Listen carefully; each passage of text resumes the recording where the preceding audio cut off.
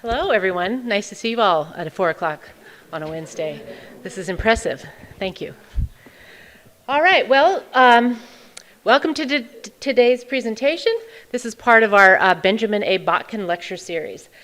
This series allows us to highlight the work of leading voices in the disciplines of folklore, ethnomusicology, oral history, and cultural documentation. Each lecture is recorded and will become part of the library's collection and publicly available online at our website. In fact, now would be a good time to remind you all to turn off your phones and other electronic devices so you don't make this recording in ways that you don't want to. All right, so today we have the honor to introduce you to the distinguished photo documentarian, Martha Cooper. Visual images make up a significant portion of AFC's archival collections, and some of the very best of them are by Marty Cooper. She spent decades documenting contemporary culture throughout the world. She's worked closely with folklorists throughout her career, which you'll hear a lot more about later. She's especially well known for her urban photography that depicts hip-hop culture, children's play, mural arts, come on in, community celebrations, and innumerable other topics. She was one of the first photographers to document the rise of hip-hop culture in the 1970s, and her groundbreaking 1984 book with Henry Chavant on the New York City graffiti subway art has been called the Graffiti Bible.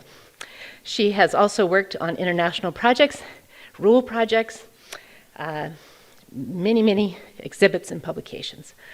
In 2019, she herself was the subject of a documentary called Martha, A Picture Story. All right, so today, Martha will share some of her favorite photographs, discuss her projects and approaches, and reflections. So please join me in welcoming her to the library.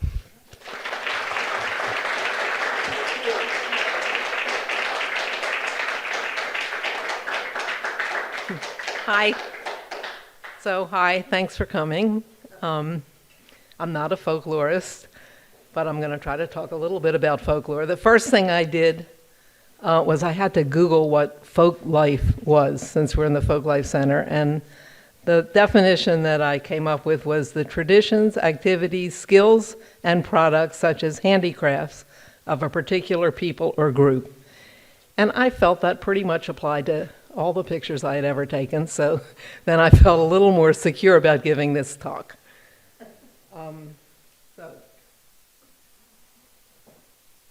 I'm going to tell you a little bit about how I got to start documenting the subjects that I do document. I was born in 1943 in Baltimore. My dad and my uncle had a camera store called the Cooper's Camera Mart in Baltimore for over 60 years. And my dad gave me a camera when I was in nursery school.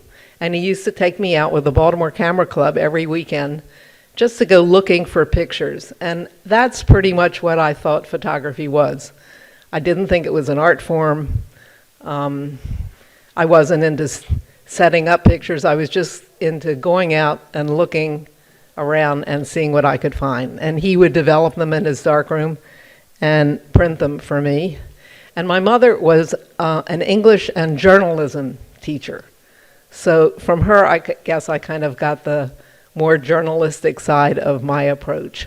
So my approach, as it were, is simply a very straightforward taking of pictures.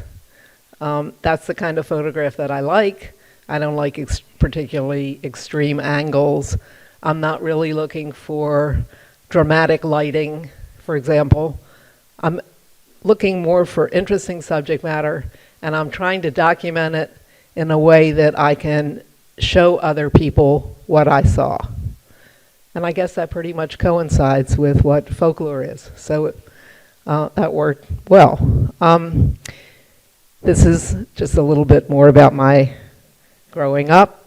That's me taking a picture of the camera club in high school and a picture of a hula hoop contest at Mondawmin Mall in the 50s when hula hoops were just developed, were something new and exciting. Here's a picture of my cousin Sally, who's in the audience over here, and I at We are at summer camp taking pictures of each other, and you can see we have pretty sophisticated cameras because my father always supplied us with cameras that were probably just a little more complicated than we actually knew how to use. But here we are, and here's a picture I took of Sally, and it won an honorable mention in a national Kodak High School contest in 1958. And I think that this really encouraged me to be a photographer, winning this contest. Not winning, getting an honorable mention in this contest. I went to college in Iowa at Grinnell, and I majored in art, but I did not take any, there were no photography courses, but I was still interested in taking pictures. And after college, I joined the Peace Corps, and I was stationed in northwest Thailand, where I used to hike into the hill tribes and take pictures. I'm standing there, I'm holding a Nikon camera in an old-fashioned leather case there. And I met some anthropologists in a village, and they encouraged me to apply for graduate work in anthropology, which I had never really considered before. And I applied to Oxford to a one-year graduate program in ethnology and was accepted. And so I headed there, but first I bought a motorcycle, and I drove it from Thailand to England. Which, if you now today Google hippie trail, you will see that there were a lot of people going back and forth along this one particular route at that time. Here I am driving my motorbike through Afghanistan. But why I'm showing this picture is that the picture of the little boy with a hoop is the sort of picture that I might take today, and it was maybe one of the first pictures that I took of children's play.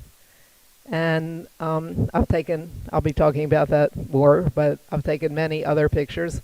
So it was interesting for me to find this picture in my files and realize that even when I wasn't really thinking about how I was going to be a photographer, but this picture fits into my work very well now. So anyway, I did go to Oxford, and I worked for a year in at the Peabody Museum at Yale in the anthropology department, and I found out that I was really bored sitting there in the museum. I wanted to be out in the field, and one day somebody came to borrow a trepanned skull from the museum collection. This is a Peruvian skull that shows evidence of healing, where there had been some kind of operation on the skull.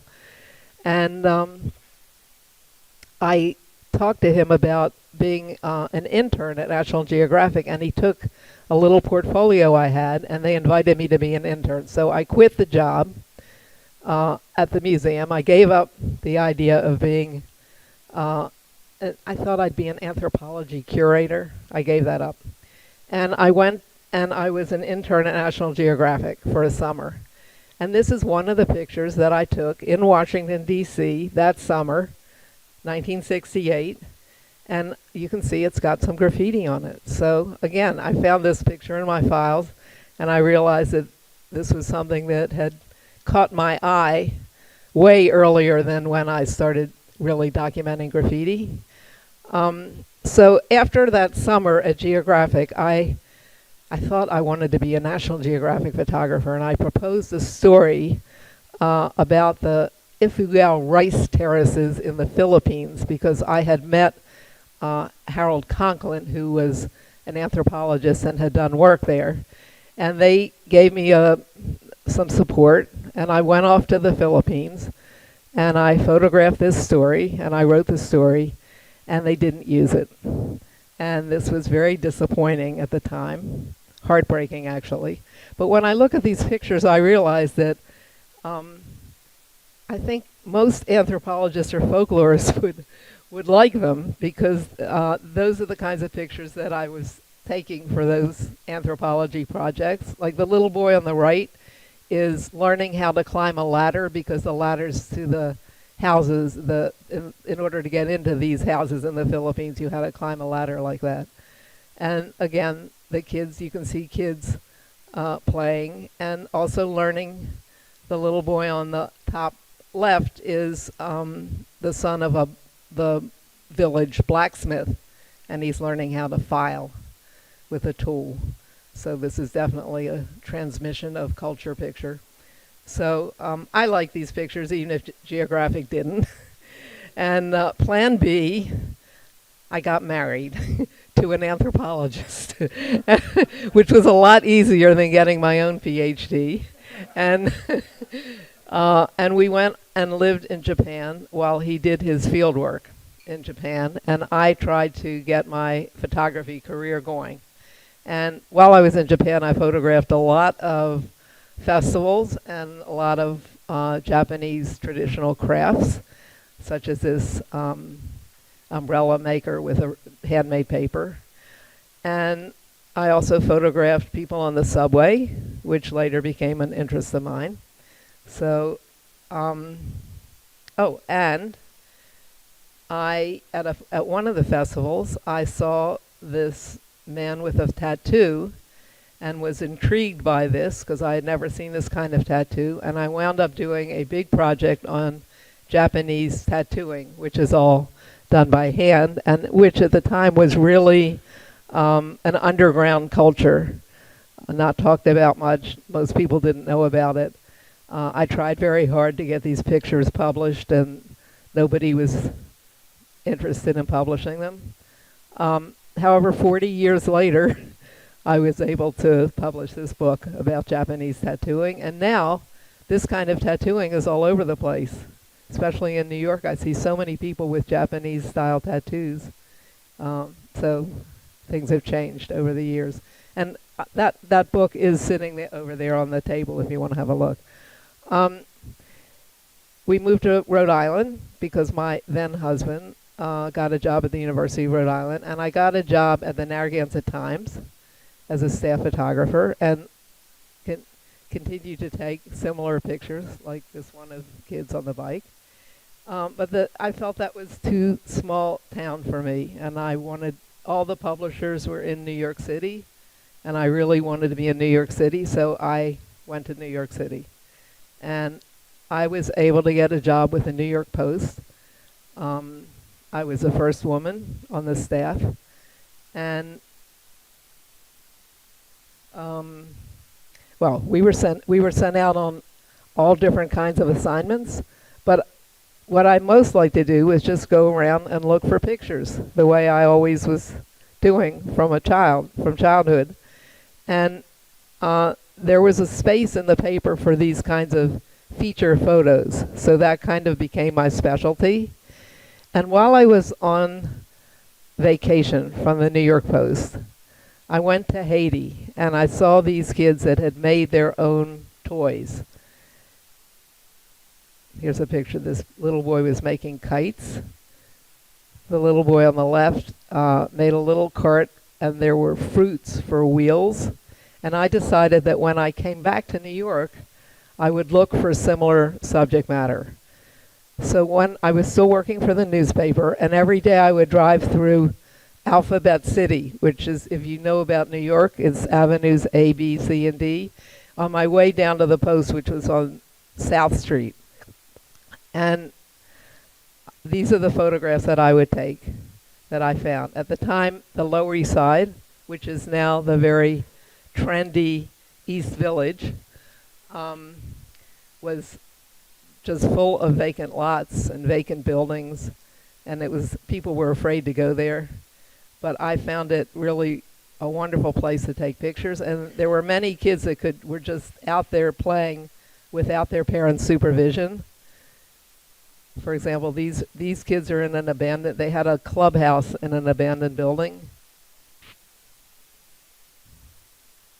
riding on the back of a bus. And this little boy had a pigeon coop on the roof of an abandoned building. And sometimes I would see the same kids day after day. And this same boy, his name was Edwin Serrano, showed me his notebook and explained to me that he was practicing to put his name on a wall. And this was the first time that I understood that the graffiti that I was seeing was actually nicknames. And the idea that he was planning it was incredibly intriguing to me, that he was actually a designer, and he was designing his name to write on a wall. And he said, why don't you take pictures of graffiti? He said, I can introduce you to a king. And so, of course, I had to say yes. And he introduced me to Dondi, who was, in fact, considered one of the most amazing graffiti writers of all time.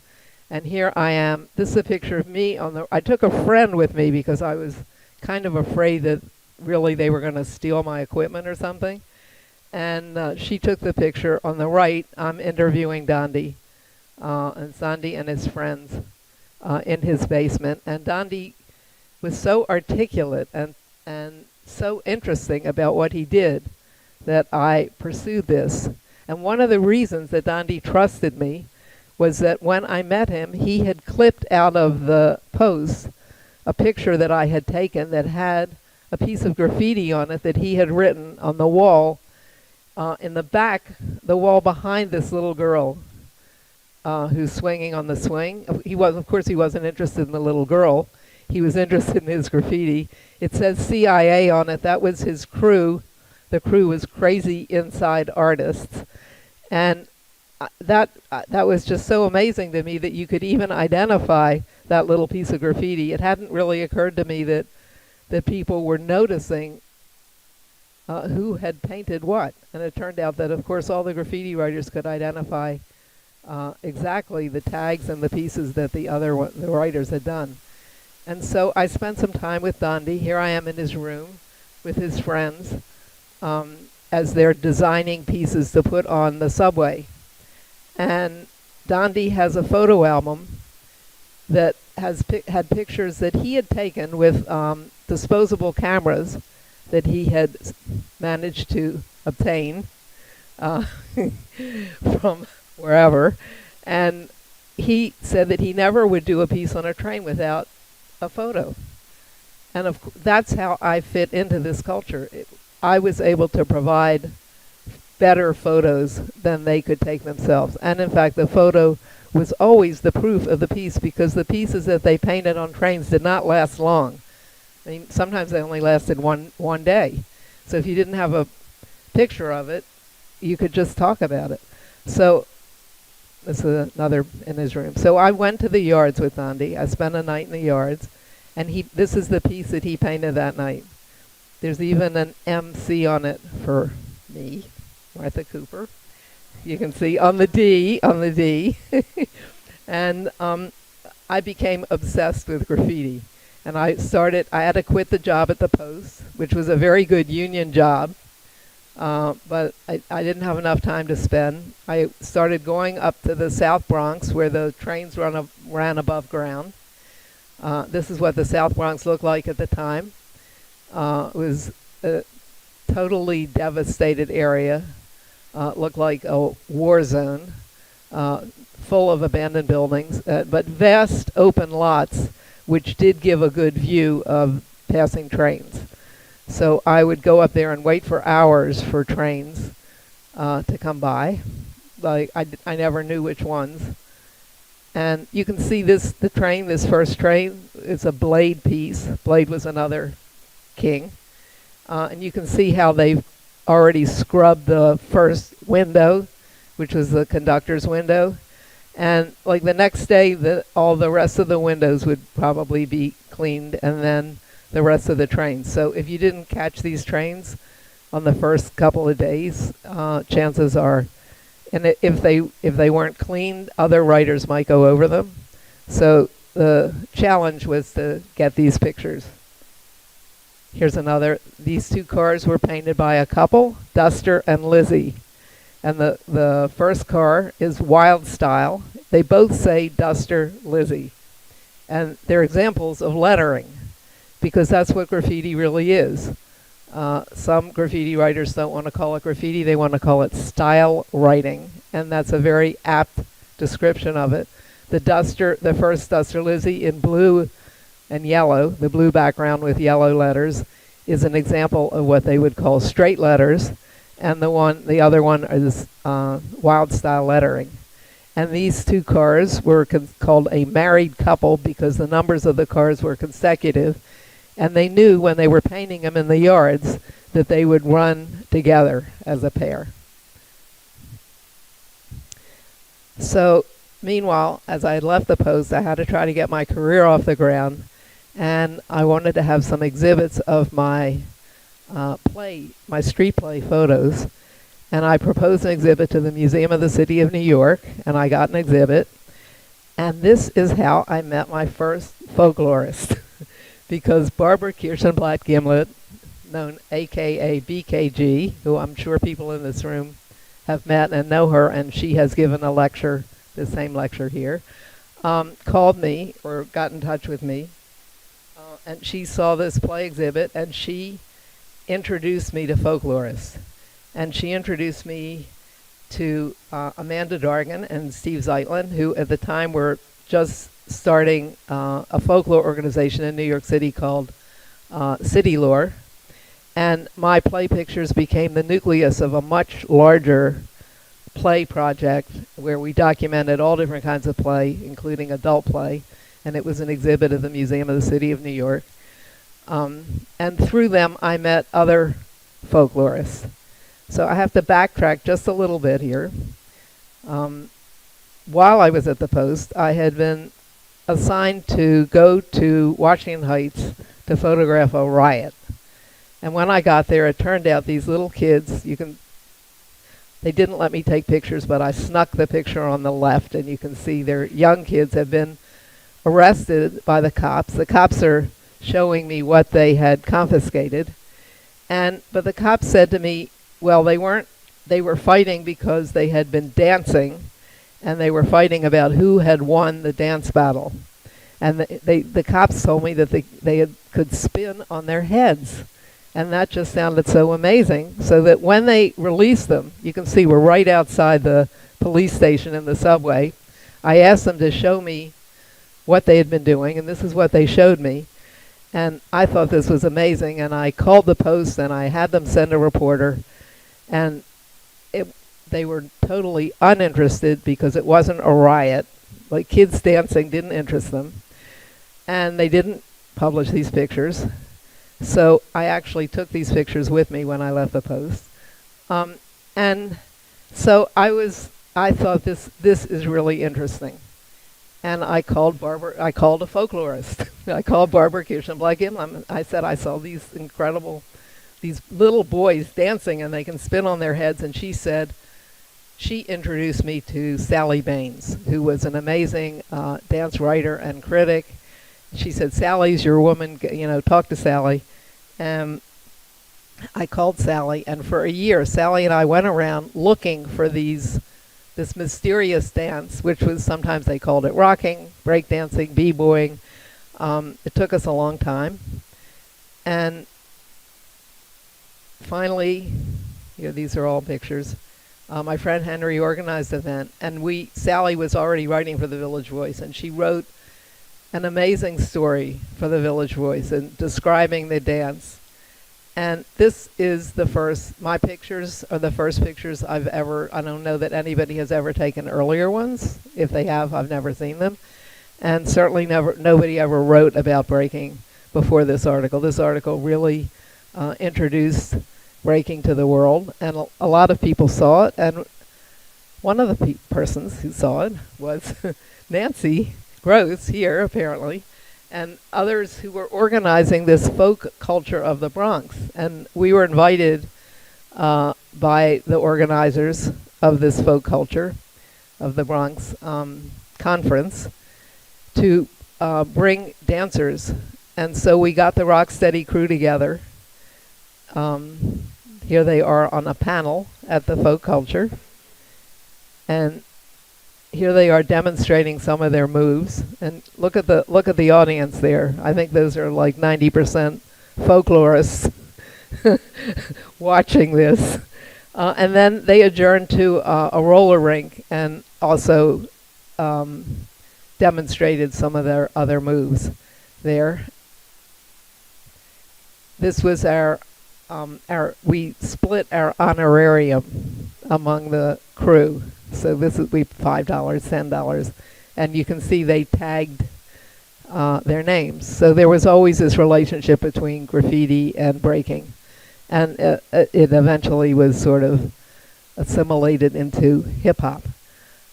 After that, there were like many things happened with this Rocksteady crew and breaking. This is an event at Lincoln Center. It was included in some of the early hip-hop movies like Wild Style. Charlie Ahern, who made Wild Style, asked the same kids, the Rocksteady crew, to be in it. Beat Street was a more commercial film and also included scenes of breaking. And promoters started to bring the kids into clubs in downtown New York. And here you have Keith Haring. He's in the blue shirt, and he was already considered kind of an arbiter of cool. And so the fact that he's showing up at this made it extremely cool. And I'm Marty, so this is something he signed for me, and he signed it with a little drawing of a breaker. And Keith had started hanging out with graffiti writers, and he started painting walls. And this is a very big wall on Houston Street that he painted. He moved all the trash bags. He's sort of painting pictures of breakers. But I regard this as the beginning of street art as opposed to graffiti, because he's not using letters. And so he was using it. He did not get permission for this wall, so he was appropriating public space the way graffiti writers do. And as a result, a lot of people started painting walls. And now I'm following walls all over the world. But back to the folklore, I met other folklorists and did other projects. This was one I did with Shelley Posen and Maxine Mixa. It was called Brooklyn Rediscovery, Making Brooklyn Home. And we documented all kinds of communities all over Brooklyn. This is one we did a lot with an Italian-American festival called the Giglio. And I found out how important it is when you're documenting this kind of an event to work with academics or folklorists, anthropologists, who can, one, get entree to the subjects, who do the research ahead of time, because this was a very complicated event, and who can make the appointments with the right people, who can write the captions afterwards. So there were many events that led up to the main event. Here you can see, of course, a lot of the pictures that I'm showing you now, perhaps these things don't happen anymore, but certainly when I was taking this picture, it would never have occurred to me that the World Trade Towers would not be here today in my lifetime. So you never know what you're getting in a picture that might disappear. We were always looking at how are traditions transmitted, and this is a good example, to see how kids are brought into different festivals.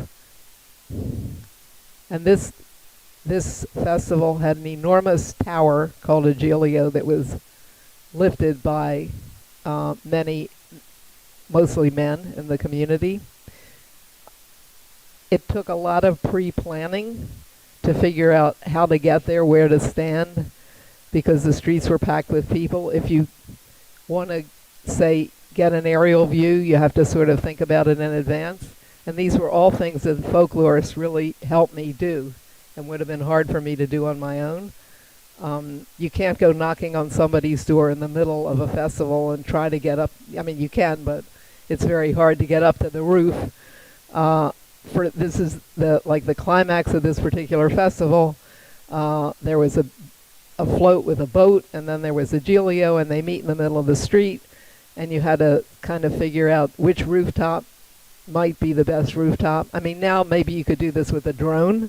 I don't have a drone, but I'm a little afraid of drones because I think I'll probably crash them. And also in New York City, you really need a license. It's not always legal to use a drone. But anyway, this took pre-planning, and the folklorists were really indispensable in getting me to the right place at the right time to take these pictures. And as a photographer, I mean, you have enough to worry about. And all of these pictures that I'm showing you so far were all taken on film. And remember, first of all, they're all taken on Kodachrome film. Kodachrome had this very low ISO, 64, only 36 frames on a roll. You're out there all day long carrying, cameras and lenses, and you have to decide, well, how many rolls of film? If you run out of film in the middle of the festival, you're out of luck because you're not going to find Kodachrome in the drugstore. So as a photographer, I had a lot to worry about, but I didn't have to worry about getting to the right place at the right time, and that was important. So another project, a multi-year project that I worked on with a number of folklorists and academics was called Las Casitas. The end product was a big exhibit in the Smithsonian where we actually built the casita. But these little casitas were built all over New York City in vacant lots in the 80s. And they became cultural centers, gathering places, and transmission of culture places. So this is Rincon Criollo, which actually City Lure is now trying to get a cultural landmark status for. It's still in existence, but in a different place. But this is what it looked like. Wait a minute, I actually meant to show you. If you look, you can see there's an abandoned building right behind the casita. So again, I didn't have a drone. There were no drones at the time. I had to illegally enter this abandoned building and climb up to the roof in order to take this picture. And you can see the South Bronx at the time was just a devastated area. This is really the only sign of life in that neighborhood. So here we have some casita pictures. That's a cop scarecrow. Okay, I'm going on to another project. Now I'm in Chinese New Year's. So I went to a American Folklore conference, and I heard a talk by a folklorist named Madeline Slavenslow, and she talked about lion dancing and Chinese New Year's in New York, and how the shopkeepers set up sort of puzzles for the lion to negotiate, and then they gave them money in a red envelope. So this sounded really intriguing, and so Madeline and I, eventually it became a children's book, which is also over on that table. And Madeline and I went out, and again, I could not have done this. Well, here we're in a Kung Fu club in Chinatown. I had to set up lights to take this picture. Again, it was on Kodachrome. There's no way you can just get into a Kung Fu club in Chinatown without knowing somebody. And Madeline did all the field work, provided all the introductions, got me into the club, and of course went around with me. Here's an example. Here's a lion negotiating some upturned soup bowls to get to he has to eat that head of lettuce. Here's one. And mostly if you went to Chinatown and during Chinese New Year's, I mean, you would see these lions moving around, but there would be no way that you would really understand what they were doing. And that's what the difference between just going there and going there with a folklorist. I mean, Madeline paved the way, and I was able to get some amazing pictures. So I also did some upstate folklore with Varric Chittenden, who started an organization called TANI, Traditional Arts in Upstate New York. And I think these are the kinds of things that I mean, we did decoy carving and basket making and quilting. I think that's what most people think of when they think of folklore and folk art. But lucky for me, folklorists have a different point of view and embrace all kinds of artistic expressions. This was another project. Nancy Solomon started a folklore organization called Long Island Traditions, and this was a vernacular architecture project.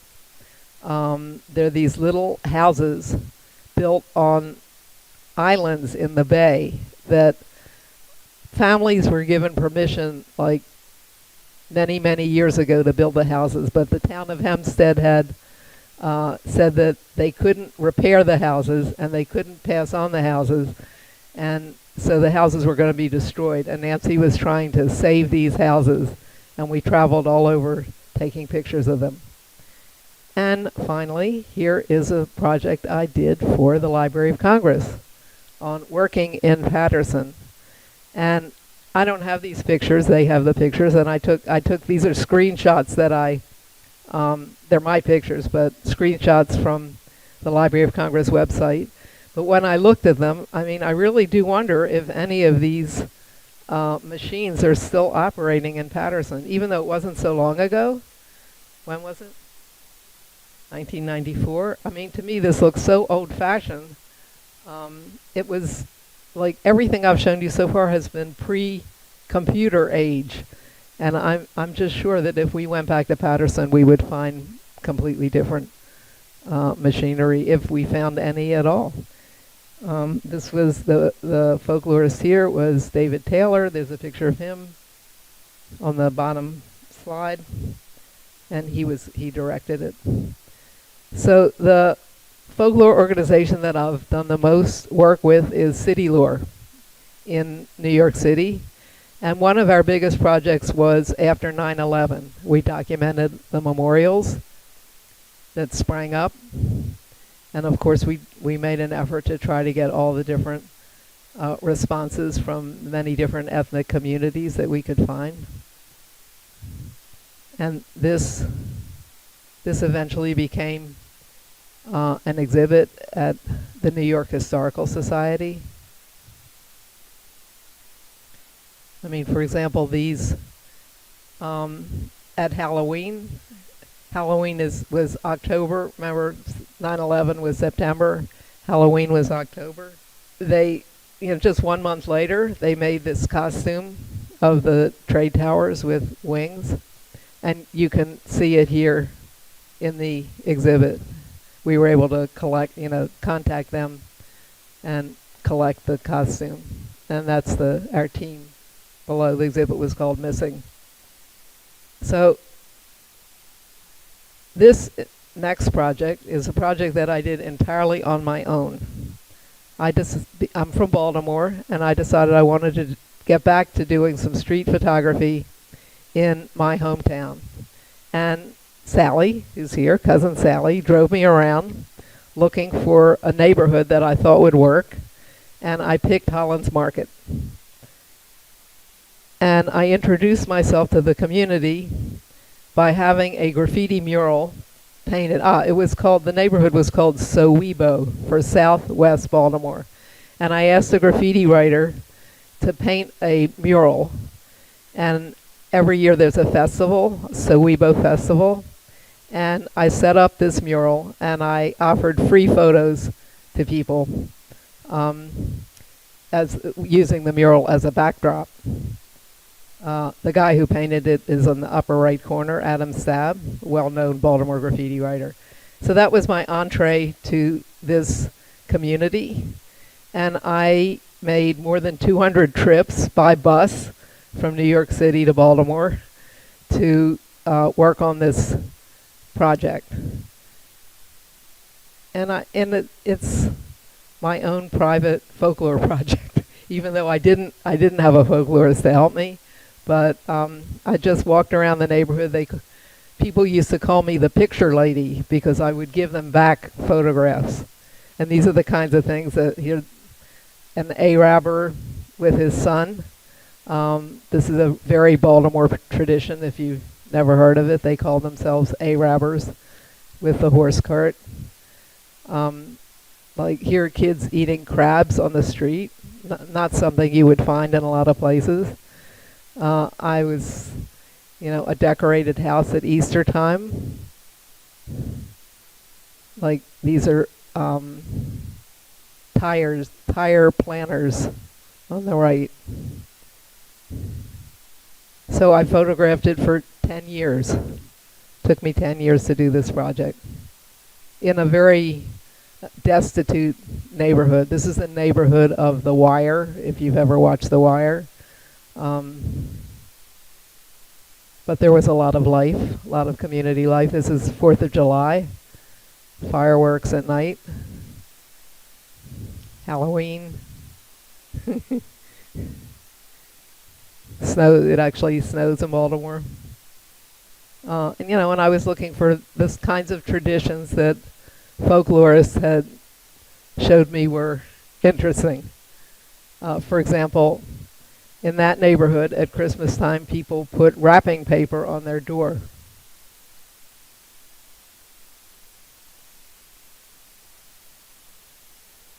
And after I had been working for a few years on Soweto, I was invited to South Africa. And Soweto was named after Soweto. It was a nickname that somebody gave it. And I went to Soweto, and I felt that it looked a lot like Soweto. So I began to do a comparative study, and I wound up making like 3 or 4 more trips to Soweto. And you can see in these pictures, each set of pictures, one is Baltimore and one is Soweto. So, and these are just pictures of everyday life.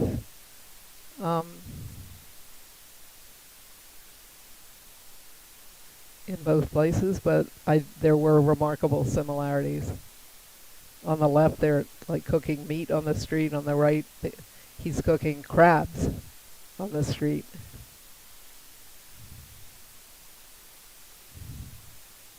So getting back to Subway Art. Subway Art was published in 1984. I never expected this kind of art form to travel around the world. I always thought I was photographing something that could only be found in New York City. I was completely wrong about that. It has spread across the world, and Subway Art has been credited with spreading it. Here we are in Russia. This is in South Africa. This is in Romania. And I don't know if you can read it, but what he's writing on the train is my name. It says Martha. Look closely. You can make out the letters. And I was invited by the notorious One Up crew in Berlin to make a book with them. And we did do a book. It's called 1 Week with One Up. It's all illegal graffiti. You can see on this piece they put an MC for me.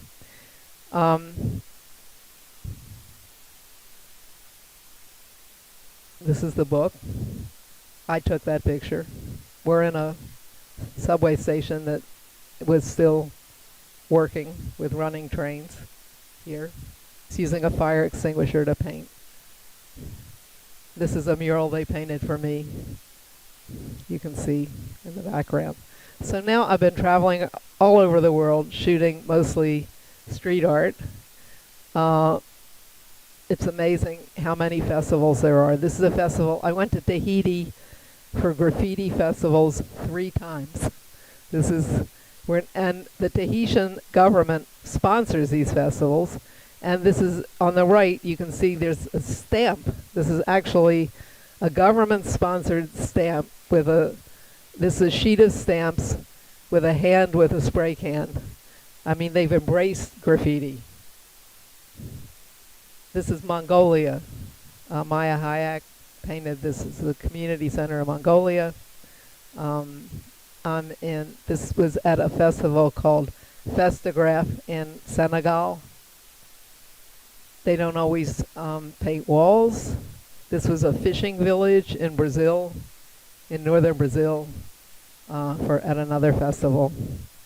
This is China. This is St. Petersburg, Russia. You can see classic graffiti. He's holding a says Wild Style, which is directly from New York City. And I was able to go back to Haiti with a street artist, and I was really happy to see the kids were still making their own toys, although now all the toys that I saw were plastic and not metal. So there had been a change. Beijing, this was Estonia, and this was a festival that was called Mexstonia, where the festival organizers brought Mexican street artists to Estonia. And you can see here the Mexicans are on one side, the Estonians are on the other, and somebody is doing a breaking move in the street. But I just am showing you this because I'm still photographing all the same kind of folklore events as always. And they're mixed in now with some street art events. This was a very elaborate event in Valencia, Spain. Street artists made that sculpture, which was later completely burnt.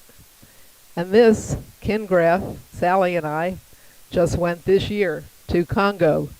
And Kingraph was a festival in Congo, and they were doing both graffiti and street art on walls in Kinshasa. Which is, it's just to me amazing that this has traveled the way it has. I don't think there's any country in the world that doesn't have some form of New York graffiti in it. So I've been flattered that a number of street artists have used my photographs for their work. This is a picture, this is the boy that introduced me to graffiti, and the work is by Gaia in Baltimore. There's a permanent, this was a street play picture, and it's permanently on the right-hand side on a building in Brooklyn. And this is Shepard Fairey, who did the Obama poster, putting up a very large wheat paste of that picture of the kids that I showed you earlier, that were in the abandoned building in the late 70s. And this is Lady Aiko, who did a wall based on one of my tattoo photos. And this is a picture of a book that I did about early hip hop, and I see this particular image all over the place. I've seen many, many different examples. So I just recently, like last month, traveled to Brazil. Red Bull brought me to Brazil to take pictures of. This was a flip-flop battle, and this is a Brazilian photographer. Showed me that she has a portrait, and I'd never met her or heard of her before. She has a portrait of me tattooed on her arm, which I guess is the ultimate compliment. That was a little surprising. This picture of Spray Nation, this is my latest book, and it just launched yesterday, so I felt like I had to mention it. You can get it online. There is a copy of it over here. It's all my old graffiti pictures, but unpublished, previously unpublished graffiti pictures. And that's it. So, how did we... Okay?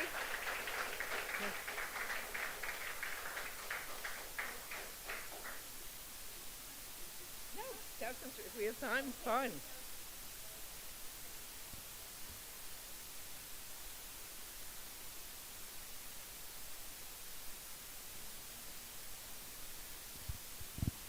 Hi, thank you for being here.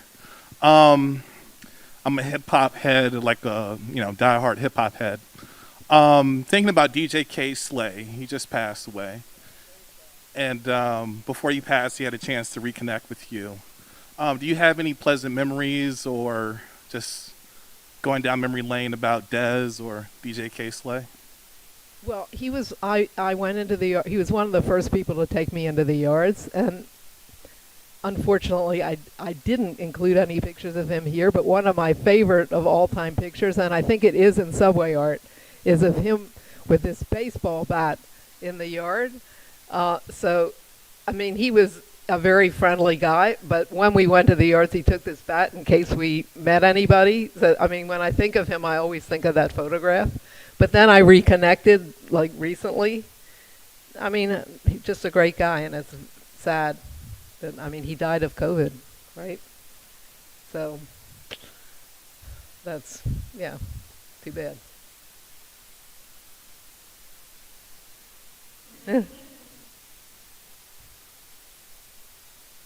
Thank you, Marty. That was awesome.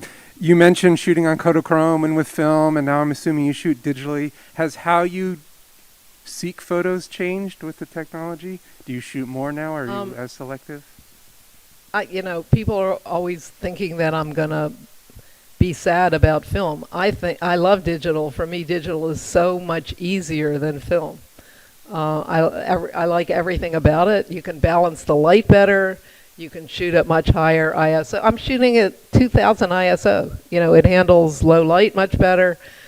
I can see if I'm making a mistake when I'm shooting. I mean, remember with film, you sent your film in, especially Kodachrome. It had to be developed by Kodak. So you send it away, and 2 days later it would come back, and you found out that you completely overexposed it or underexposed it, and never any chance to go back and get those pictures. And now you can look exactly as you're shooting and adjust if you're making a mistake. And so for that, I shoot? I probably shoot more, because I used to think that it cost me about 50 cents every time I press the shutter for the film and the developing. And, I don't even think about, am I shooting too much or I just shoot whatever I need to shoot, and I don't worry about it, because you can reuse the cards. It doesn't cost you any more to shoot anymore. So, plus, I should say, I like to be able to, I used to have to send a Kodachrome away, come back, it was a slide. There wasn't a lot you could do with it. It was hard to get it printed. Now I can adjust I can edit my pictures. I can make little areas lighter and darker, and I like that. Hi, Martha. Good to see you. Did you ever shoot medium or large format, or has it always been 35 millimeter? Well, did you see that picture at the beginning of us did. with our roll I of did. flex? I saw that one, but that was the last time. that was it. Yeah. Okay.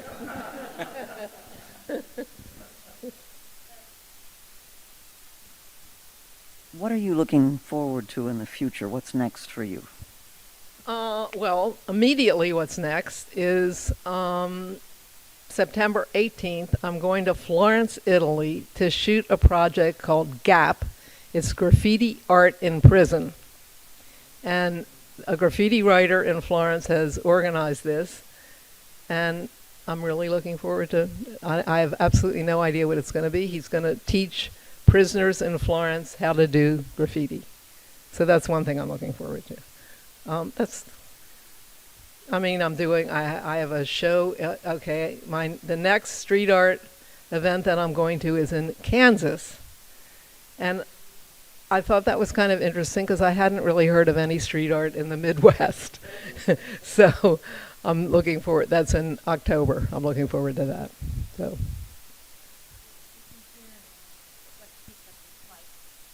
Sure. What happened to the boy who first introduced you to graffiti? He's still around, and it's kind of sad. He was in prison for 15 years for drug dealing, which probably wasn't very serious drug dealing. And I see him occasionally, because I take pictures when they repaint that same wall that Keith Haring painted is still getting painted now about every 3 or 4 months. And he still lives on the Lower East Side, and he usually comes around. But nothing much happened with him. I don't really know too much about his life, but I don't think he wasn't able to do anything with his art. I know that. But he's still alive. Has the New York Post ever done an article about you? No. Corrected. I don't really want them to know that I took those early breaking pictures. And also a lot of that street play picture, those street play pictures, I kind of took the negatives, but mostly they hadn't published them, they hadn't used them, so don't tell them that.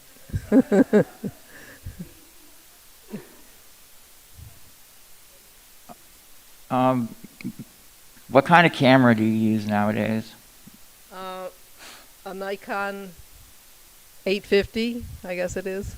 I use a digital Nikon camera with about 3 lenses, like wide, medium, long.